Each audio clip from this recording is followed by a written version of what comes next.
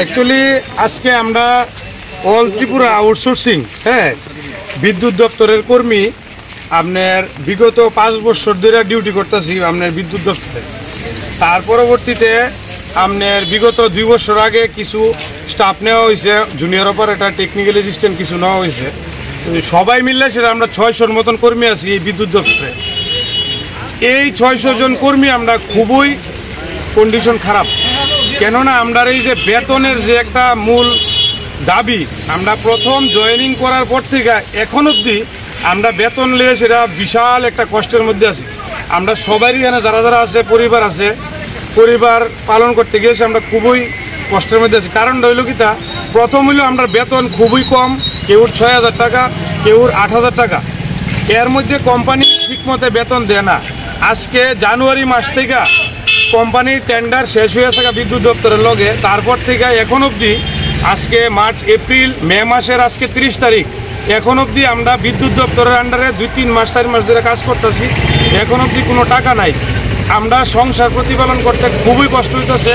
যার লেগে আমরা এই ত্রিপুরা রাজ্যে যারা যারা বিদ্যুৎ দপ্তরের স্টাফ আছি এখানে সবাই মিলিত হইতে পারছি না। কারণ রয়েছে বিদ্যুৎ চালাইতে গেলে স্টাফের দরকার, বিভিন্ন সাবস্টেশনের মধ্যে স্টাফ আছে, যদি আমরা সবাই আয়ে পড়ি তাহলে বিদ্যুতের একটা বিশাল প্রবলেম হয়ে যাবো। যার লেগে আমরা সবাই আইতে পারছি না। কিছু সংখ্যক কর্মী আজকে আমরা এখানে মিলিত হয়েছি, আমরা এমডি মহোদয়ের সাথে আমরা একটু দেখা করুম। আমরা চাই যে সবাইরে যাতে এই বেতন বৈষম্যটা দূর করে কেন্দ্রীয় হারে যেই শ্রম আইনে অন্তর্ভুক্ত করে আমরা যেহেতু বেতন দেওয়া হয়, যেই বেতন দিয়ে আমরা সবাই সংসার প্রতিপালন করতে পারুম। যার মধ্যে আমরা কিছু দাবি আছে, 4টা দাবি আমরা আজকে এমডি মহোদয়ের কাছে রাখুম। যার মধ্যে আমাদের প্রথম দাবি হলো আমাদের আউটসোর্সিং প্রথাকে বাতিল করে সরকারি সরাসরি বিদ্যুৎ দপ্তরের অধীনে নিয়োগ করতে হবে। প্রথম, আমাদের কর্মচারী যাদের 10 মাস ধরে বেতন পায় না, 4 মাস 3 মাস ধরে বেতন পায় না, তাদের অতি সত্বর বেতন দিতে হবে, সাথে ইপিএফ, ইএসআই দিতে হবে। আমাদের শ্রমিক আইনে অন্তর্ভুক্ত করে অর্থ প্রদান করতে হবে। সব ডিভিশনকে বলতে হবে আমাদের বকেয়া যাতে তাড়াতাড়ি দিয়ে দেওয়া হয়। এটাই আমাদের মূল বক্তব্য। আমরা সরকারের কাছে, বিদ্যুৎ দপ্তরের কাছে করজোড়ে অনুরোধ জানাই যাতে আমরা এই যারা অনেক পরিশ্রম করে যারা বিদ্যুৎ দপ্তরে এই কঠিন পরিস্থিতিতে কাজ করছি, করোনা থেকে আজকে অবধি, আমাদের চিন্তাধারা যাতে তারা করে, ভবিষ্যতে যেন কিছু একটা চিন্তাধারা করে আমাদের ভবিষ্যতের পরিকল্পনা যাতে করে, এটাই আমাদের বক্তব্য, আর অন্য কিছু না। আপনাদের মূল কাজটা কি?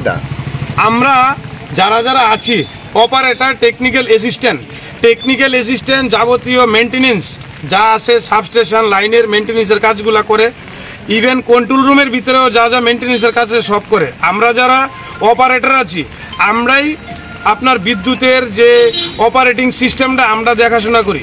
এর মধ্যে শাটডাউন থেকে ধরে পুরা সিস্টেম আমরা দেখতে হয়, দিন রাত, বৃষ্টি বাদল সব কিছু, ছুটি ছাটা কিছুই নেই আমাদের। তারপরেও আজকে আমরা এই পরিস্থিতি, 600 কর্মী আছি আমরা। বিগত সরকার মানে বিগত আমাদের যে মন্ত্রী ছিল আপনার জিষ্ণুদেব বর্মন মহোদয়, উনার কাছেও আমরা অনেকবার গিয়েছি। উনি বলেছিল কিছু একটা করে দেবে আমাদের এক্সপিরিয়েন্সের ভিত্তিতে, কিন্তু দেখা গেল উনি কিছু করতে পারলো না, কি কারণ জানি না, কিন্তু এখন অবধি তো কিছুই হলো না। এখন যে বিদ্যুৎ মন্ত্রী আছে ওনার সাথে দেখা হয়নি। অ্যাকচুয়ালি আমরা সবাই একসাথে মিলিত হতে পারছি না, আর ওনার যে অ্যাপয়েন্টমেন্টটা এটাও নিতে পারছি না। আর ওনার সাথে দেখা করার জন্য অনেক চেষ্টা করেছি, কিন্তু কাজের কাজ কিছু হয়নি। তার জন্য এমডি মহোদয়ের কাছে অনেক দিন দেখা করেছি। আর সবাই জানে ত্রিপুরা রাজ্যে যারা যারা আছে এখন, মানে উপর মহল থেকে ধরে সবাই জানে আমাদের এই কন্ডিশনটা, কিন্তু কিচ্ছু হচ্ছে না একদম। মানে আপনাদের কাছে কি বলবো, আপনারা এই আমাদের ব্যাপারটা একটু মিডিয়ার মারফতে নেবেন, কিছু একটা করবেন, তারপরে আমরা যদি কিছু একটা হয়, এটাই আমার বক্তব্য। যখন এর আগে আমরা যে কোম্পানির আন্ডারে আসলাম, ARK কোম্পানির আন্ডারে আসলাম, তো তখন আমরা মনে করতাম যে কোম্পানি খারাপ, হয়তো বা ডিপার্টমেন্ট তারা টাকা দিতে আছে, কোম্পানি আমরা টাকা দিতে আসেন। তখন দেখা যাইতেছে যে আমরা 4 মাস ধরে ডিপার্টমেন্ট থেকে কোনো টাকা পয়সা পাইতে আসি না। 1-2 ভাইয়েরা মনে পাইছে, 1-2টা ডিভিশনে পাইছে, অন্য বাদ বাকি ডিভিশন যারা আছে তারা কেউ এখনো পর্যন্ত টাকা পাইছে না। আজকে 5 মাস চলতেছে, আমি এই মাস পেয়ে সেটা 5 মাস চলবো, আমরা এখনো পর্যন্ত আমরা ঘর ভাড়া দিয়ে সেটা থাকতে আসি, অনেক দূর থেকে আইয়া সেটাকে এই কাজটা করতে আসি। 8,000-9,000 টাকা লইয়া সেটা আমরা মানে দিন রাত মেহনত করে সেটা যেতেছে। আর বৃষ্টির মধ্যে আমরা তো কোনো রেইনকোটের তো কোনো সিস্টেম নাই, ছাতি মাথা দিয়ে সেটা কিন্তু শাটডাউনের কাজ করতে লাগে। সরকারি এমপ্লয়িরা যেমন পরিশ্রম করে, আমরা একদম প্রতিটা ভাই, আমরা 600 জন outsourcing technical assistant and operator আছে, আমরা 600 জন ভাইয়ের সেম কাজই করি। কিন্তু আমরা দেখা গেছে যে আমরা লাগে কোনো এমন কোনো সুব্যবস্থা নাই যে বৃষ্টির সময় রেইনকোট বা হেলমেট মাথা দিয়ে সেটা হেলমেট পরে সেটা আমরা বাসবারের মধ্যে কাজ করতে পারবো, আমরা লাগে এমন কোনো সুব্যবস্থা নেই। তো আমরা স্যারের কাছে এটাই আবেদন করবো যে আমরা যাতে এই যে সরকারি ভাইয়েরা যেরকম সুযোগ সুবিধা পাইতে আছে ডিপার্টমেন্ট থেকে, আমরাও যাতে সেম সুযোগ সুবিধা যাতে প্রদান করা হয়। Thank you.